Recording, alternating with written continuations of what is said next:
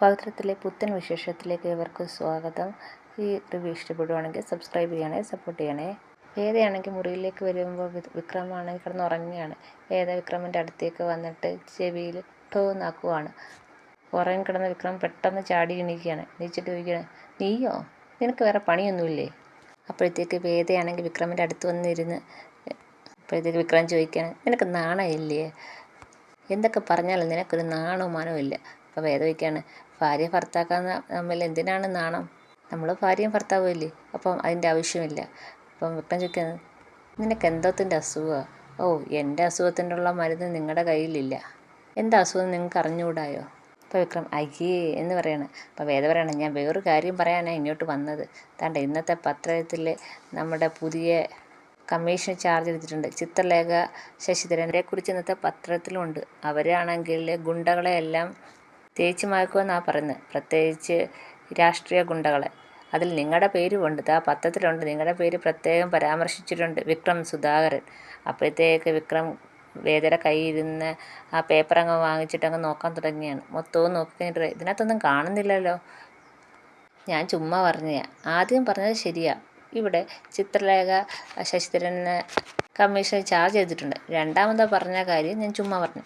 പക്ഷേ അവരുടെ ഹിസ്റ്ററി വെച്ച് ഇതൊക്കെ നടക്കാവുന്നതേ ഉള്ളൂ. അതുകൊണ്ടാണ് നിങ്ങളോട് പറഞ്ഞത്.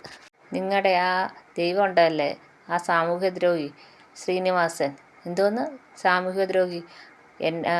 ശ്രീനിവാസൻ സാറിനെ അങ്ങനെ ഒന്നും വിളിക്കാൻ പാടില്ല.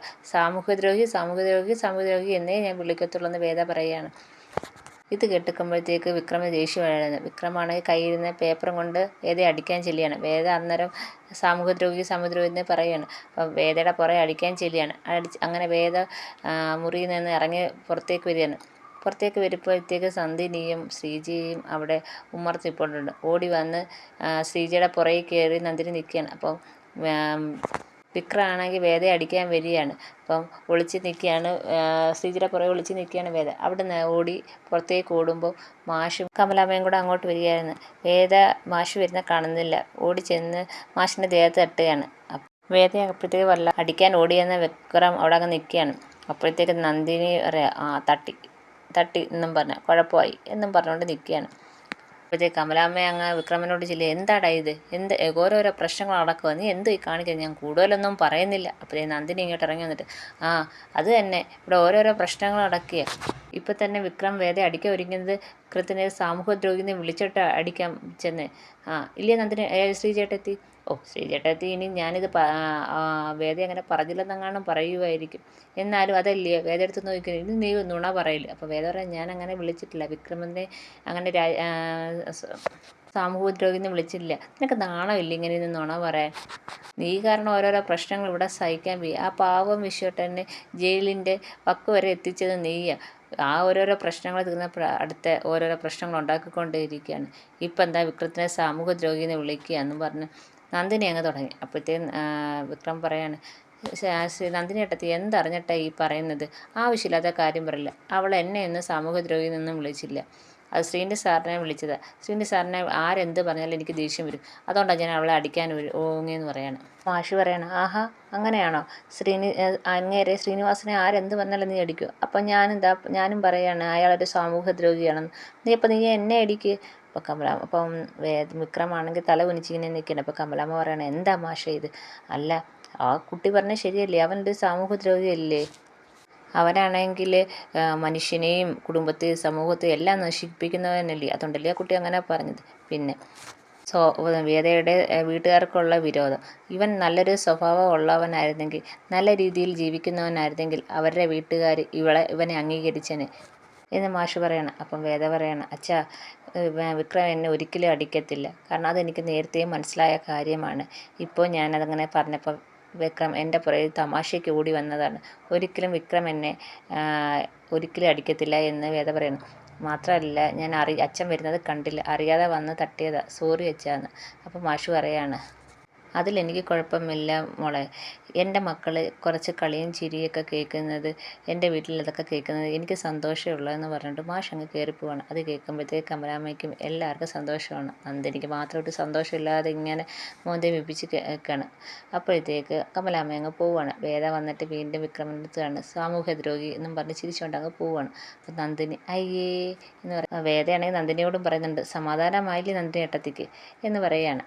വേദ അങ്ങ് പോയി കഴിഞ്ഞപ്പോൾ നന്ദിനി വന്നിട്ട് വിക്രമനോട് പറയുക, എന്തുവാടാ ഇത്, ഇങ്ങനെ പോയി കഴിഞ്ഞാൽ നീ ഒരു പെൺകോന്തനാവുമല്ലേ, നിന്നെ ഗുണ്ടയ്ക്ക് പകരം ഉണ്ടാന്നെങ്ങാനും ഇടണം, അല്ലാതെ പിന്നെ എന്ന് പറഞ്ഞാൽ നന്ദിനി അങ്ങ് പോവുകയാണ്.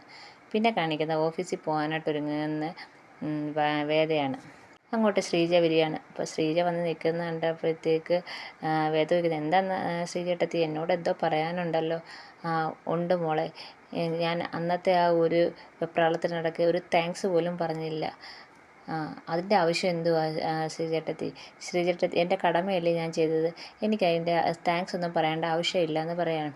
അല്ല, ഒരു സോറി എങ്ങനെയും പറയണം. കാരണം അന്ന് വിശ്വട്ടനെ പുറത്തിറക്കാൻ പറ്റാത്ത സമയത്ത് ഞാൻ എന്തൊക്കെയോ മോളോട് പറഞ്ഞായിരുന്നു. ഒരിക്കലും മനസ്സിലൊരു വിരോധം വെച്ചുകൊണ്ടല്ല പറഞ്ഞത്, അപ്പോഴത്തേക്ക് ഒരു ടെൻഷൻ കൊണ്ടാണ് പറഞ്ഞതെന്ന് പറയുകയാണ്. അപ്പോൾ വേദ പറയാണ്, എനിക്കറിയാം ഏട്ടത്തിക്ക് എന്നോടൊരു വിരോധവും ഇല്ലെന്ന്, സ്നേഹം മാത്രമേ ഉള്ളെന്നും എനിക്കറിയാം എന്ന് പറയാണ്. അപ്പം ശ്രീജ പറയാണ്, എനിക്ക് വേദയെ ഭയങ്കര ഇഷ്ടമാണ്, ഒരു കാര്യം ചോദിച്ചിക്കട്ടെ, സത്യം മാത്രം പറയണം എന്ന് ശ്രീജ പറയുകയാണ്. ഞാൻ ശ്രീജേട്ടത്തിയുടെ സത്യം അല്ലാതെ വേറൊന്നും പറയത്തില്ലല്ലോ, ചോദിക്കുക എന്ന് വേദ പറയാണ്.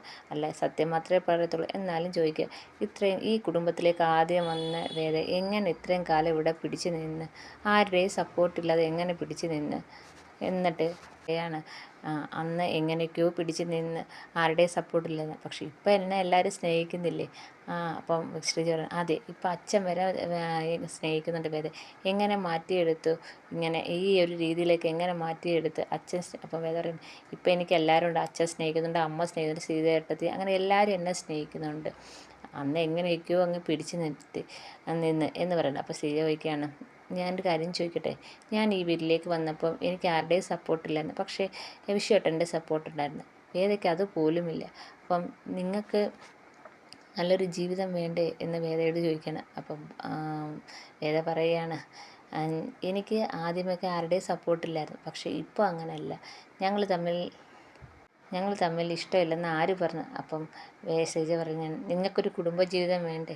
വേദ പറയണേ, ശ്രീജേട്ടത്തെ ഉദ്ദേശിക്കുന്നത് എന്തോന്ന് മനസ്സിലായി, ഞങ്ങൾ തമ്മിൽ കല്യാണം കഴിഞ്ഞതിന് ശേഷം പ്രേമിക്കുന്നു, ചിലർ കല്യാണത്തിന് മുമ്പ് പ്രേമിക്കുന്നു, ഞങ്ങൾ കല്യാണം കഴിഞ്ഞ് പ്രേമിക്കുന്നു, ഇപ്പം ഞങ്ങൾ അത് ആസ്വദിക്കുകയും ചെയ്യുന്നുണ്ട്, ഞങ്ങൾക്ക് അങ്ങോട്ടും ഇങ്ങോട്ടും ഇഷ്ടമാണ്, പക്ഷേ ഞങ്ങളുടെ ഇഷ്ടം മറ്റുള്ളവർക്ക് ചിലപ്പോൾ മനസ്സിലായെന്ന് വരത്തില്ല, പക്ഷെ ഞങ്ങൾ തമ്മിൽ ഒരു ഇഷ്ടമുണ്ട്, കുറേ കാലം കഴിയുമ്പം ശ്രീജേട്ടത്തി പറഞ്ഞ പോലെ ഞങ്ങളൊരു കുടുംബജീവിതം നയിക്കുക തന്നെ ചെയ്യും, അതെനിക്ക് ഉറപ്പാണ് എന്ന് പറഞ്ഞ് നമ്മുടെ വേദ അങ്ങ് പുറത്തോട്ടിറങ്ങുമ്പോഴത്തേക്ക് വിക്രം അങ്ങോട്ട് വരികയാണ്.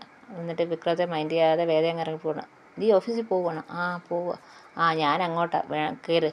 അപ്പോൾ വേദ നിൽക്കുക, ഞാൻ സ്വപ്നമൊന്നും കാണുമല്ലോ, നീ കൂടുതൽ സംസാരിക്കാതെ കയറെന്നും പറഞ്ഞുകൊണ്ട് എനിക്ക് പോകാൻ ധൃതിയുണ്ടെന്നും പറഞ്ഞിട്ട് വേദയെടുത്ത് പറയണം. അപ്പോൾ വേദ കയറി രണ്ടുപേരും കൂടെ ബൈക്കിൽ പോവുകയാണ്.